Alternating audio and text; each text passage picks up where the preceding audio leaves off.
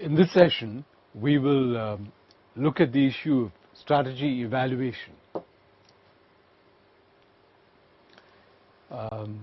We will learn the concepts behind strategy evaluation. We will look at some examples of evaluation techniques, and we will look at the importance of risk assessment. Now, one thing we need to keep in mind is that various strategic options have been generated. These options have been generated by the company by looking at the external environment, by analyzing its internal factors and matching the two. What we are now trying to understand is how do we evaluate these strategic options that have come up. There are three broad criteria for evaluation: suitability, feasibility, and acceptability. Suitability is a question of logical thinking. Feasibility is a question of realistic thinking. And acceptability is a question of thinking of stakeholders. Let's look at these in a little more detail. Let's look at the first issue, the issue of suitability. Now, what does this really mean? What we need to do when we evaluate the strategic option, keeping in mind suitability, is to look at that option and see whether issues such as exploiting distinctive competencies, in other words, the issue of using the distinctive strengths of the company, is this issue recognized in that strategic option? Does the strategic option take advantage of the distinctive strengths of the company? For instance, if the company has been in a particular market for the last several decades and has a very good distribution network in that market, right? Any new strategic option should recognize this fact and should seek to build on it. This is what we are checking out, and this is one of the factors of suitability. Another issue when it comes to suitability is the issue of weaknesses of the company. Now, every company has certain areas of concern. These areas of concern are really the result of the historical development of that company. They may relate to certain product gaps that exist, or they may relate to certain market gaps that may exist. They may relate to certain technology areas where the company is not strong, right? So, these weaknesses could be of various kinds.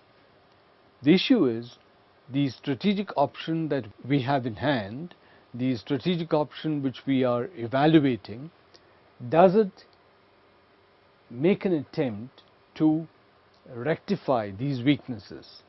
Will it help the company to overcome these weaknesses? Will it help the company to make a beginning in this direction? This is something we need to look at when we look at suitability. Another issue in the broad framework of suitability is the issue of neutralizing threats. Any industry would have threats.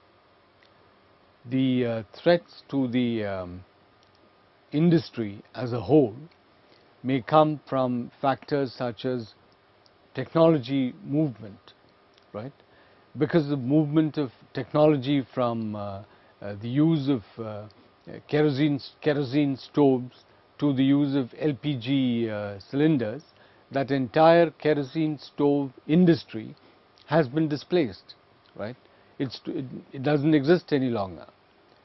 Or if you look at TVs, now today you will find both LED and LCD TVs in the market, but at the rapid pace at which prices of these two are coming together, in other words, LCD prices and LED prices are converging.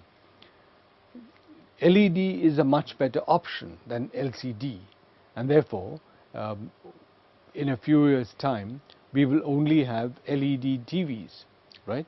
So these are instances of whole industries being threatened by technology change. Then you have specific companies. Companies are threatened by the entry of competitors from overseas. For instance, typically the overseas market may have seen development for a much longer period of time, and when you have a competitor coming in from an environment such as that into the environment of the company, where the entire development in that market is new, the company faces a threat. The strategic option that we are evaluating doesn't make an attempt to neutralize these threats. That is an issue which we need to consider. Then, under the broad rubric of suitability, we look at whether the strategic option that we have in mind helps us to seize opportunities coming up in the environment. Now, these opportunities may come up for a variety of reasons. One reason could be that incomes are fast rising. For instance, in the rural areas today, over the last 10 years, incomes have risen at a very fast pace. And because of this, several kinds of products which were earlier confined to the urban areas today have a market also in the rural areas. This is an opportunity which companies should try and seize. Now, does this particular strategic option that we have in mind, that we have at hand, which we are evaluating, does this help the company to seize this opportunity? Or we ask the question, when we do a gap analysis and find a gap in a particular key area, right? Now, we considered gap analysis in one of the earlier sessions. It could be in any one of the functional areas. If we do find a gap and then we try and bridge that gap, does this particular strategic option that we have in hand help us in bridging that gap? And finally, there is the issue of risk. This is a very, very important issue, because different stakeholders would have different comfort levels with risk. We will look at this in a little more detail as we go along.